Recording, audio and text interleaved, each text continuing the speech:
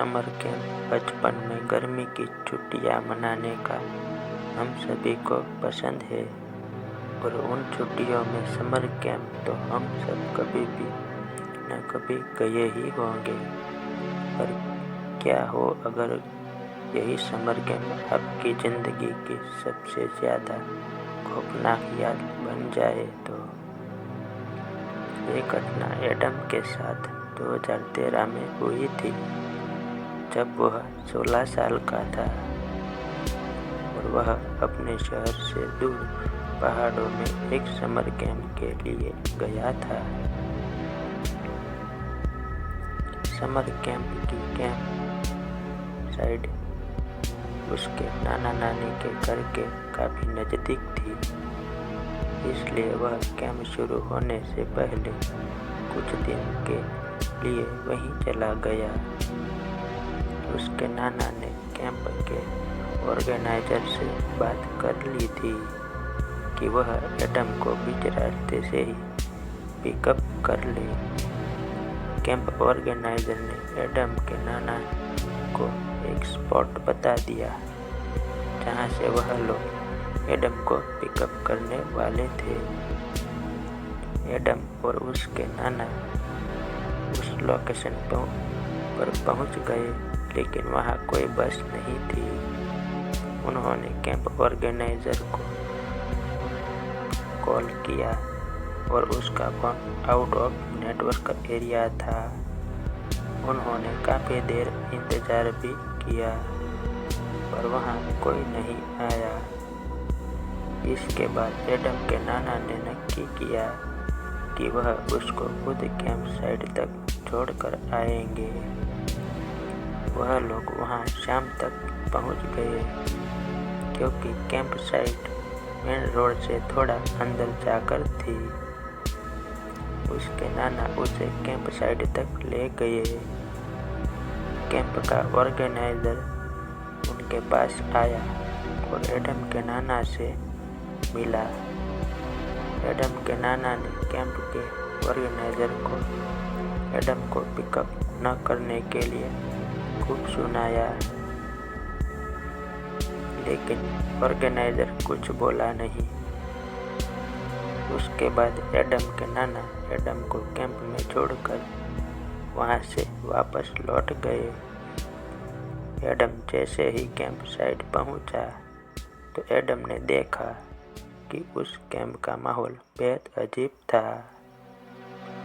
सारे बच्चे चुपचाप एक सर्कल में बैठे हुए थे और एडम को अजीबोगरीब नज़रों से देख रहे थे।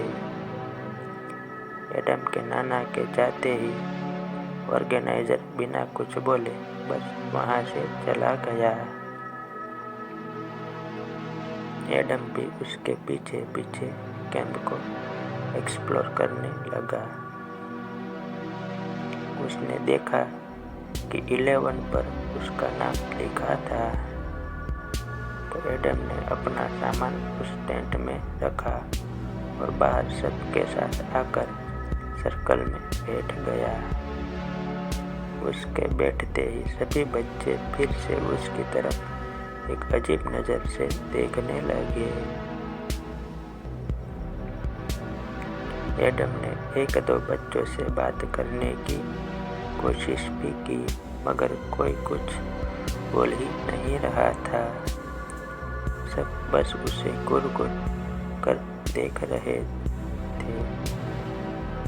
तभी सर्कल में बैठा एक बच्चा उठा। उसने जमीन पर पड़ा एक बड़ा सा पत्थर उठा लिया और गुस्से से एडम की तरफ आगे बढ़ने लगा। उसे देखकर आसपास बैठे बच्चे भी उठे और एडम की तरफ आने लगे। सबके चेहरों पर बेहद गुस्सा था। एडम यह देखकर बहुत डर गया। वह बार बार कैंप के ऑर्गेनाइजर को आवाज़ लगाने लगा। जब इतनी बार बुलाने पर भी ऑर्गेनाइजर नहीं आया, तब एडम वहां से तुरंत उठा और भागकर अपने टेंट में छुप गया। अचानक ही एडम के टेंट के बाहर बिल्कुल शांति छा गई, जैसे कि वहाँ कोई हो ही ना। अचानक से शाम पूरी तरह ढल गई और रात के अंधेरे ने उस कैंप साइट को चारों तरफ से घेर लिया। तभी एडम को दिखा कि कुछ ही दूरी पर एक लड़की जमीन खोद रही है। एडम हिम्मत करके उसके पास गया। एडम ने उससे बात करने की कोशिश की, लेकिन वो लड़की बस पागलों की तरह जमीन खोदते जा रही थी। एडम ने उससे फिर पूछा कि वो कौन है और क्या कर रही है। उस लड़की ने एडम की तरफ गुस्से से देखा और कहा कि वो एडम की कब्र खोद रही है। यह सुनकर एडम घबरा उठा और जल्दी से उस लड़की से दूर भाग गया। एडम को कुछ समझ नहीं आ रहा था कि उस कैंप में आखिर हो क्या रहा है। उसने सोचा कि वह कॉल करके अपने नाना को वापस बुला लेगा और उनके साथ वापस घर चला जाएगा। फोन कॉल करने के लिए वो कैंप ऑर्गेनाइजर के टेंट में गया। उसने जैसे ही उस टेंट में झांका तो वहाँ कोई नहीं था, लेकिन अचानक किसी ने एडम को पीछे से धक्का दिया और वह टेंट के अंदर जाकर गिर पड़ा। जब एडम ने मुड़कर देखा तो उसके होश उड़ गए। उसके सामने वही टेंट का ऑर्गेनाइजर था और उसके साथ कैंप के 27 बच्चे खड़े थे। उनका हुलिया बहुत ही ज्यादा डरावना लग रहा था। किसी का शरीर जला हुआ था, किसी की हड्डियां टूटी हुई थी।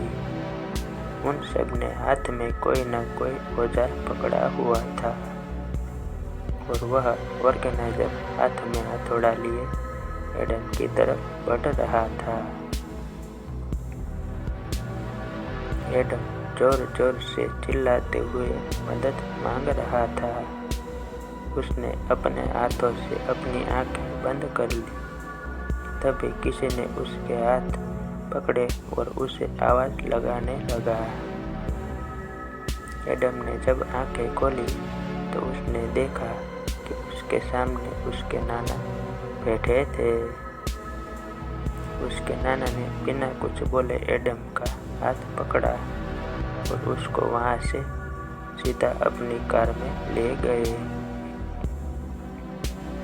एडम अभी भी बहुत डरा हुआ था और उसकी आंखों से आंसू बह जा रहे थे। कैंप साइट से बाहर जाते जाते एडम और उसके नाना को ढेर सारे लोगों की चिल्लाने और रोने की आवाज सुनाई दे रही थी। एडम काफी देर तक एकदम शांत बैठा रहा और उसने अपने नाना से बिल्कुल बात नहीं की। उसके नाना ने उस कैंप साइट से करीब 60 से 75 किलोमीटर दूर जाकर गाड़ी रोकी। एडम के नाना ने जैसे ही उससे उसका हाल पूछा तो वह जोर से रोने लगा और उसने अपने नाना को सब बताया। वह सब जो उसके साथ उस कैंप साइट पर हुआ था। उसके नाना ने उसे शांत किया और एडम को गले लगाकर उसे एक ऐसी बात बताई जिसे सुनकर एडम का दिल दहल गया। एडम के नाना ने उसे बताया कि जब वह वापस लौट रहे थे तो उनका फोन आउट ऑफ नेटवर्क हो गया था। जब कुछ दूर जाकर उनका फोन नेटवर्क में आया तो उनको एक फोन आया। फोन समर कैंप की टीम से था। उन्होंने उसके नाना से कहा कि वह बहुत देर से उनका फोन मिला रहे हैं। उन्होंने एडम के नाना को बताया कि जिस बस में सब बच्चे और कैंप ऑर्गेनाइजर था, उसकी बस गहरी खाई में गिर गई थी और उस बड़े हादसे में ही उस कैंप ऑर्गेनाइजर के साथ साथ बस में मौजूद सारे बच्चे भी मारे गए थे। उस फोन कॉल के तुरंत बाद एडम के नाना जी फौरन ही एडम को उस कैंप से वापस लेने आ गए। एडम और उसके नाना जी काफी देर तक एक दूसरे से को गले लगाए रहे। उस दिन एडम 2 बार मौत के मुंह से बचा, लेकिन एडम के साथ जो भी हुआ उसके बाद से कभी भी वह किसी कैंप में नहीं गया और ना ही कभी उस भूतिया कैंप को भुला पाया है।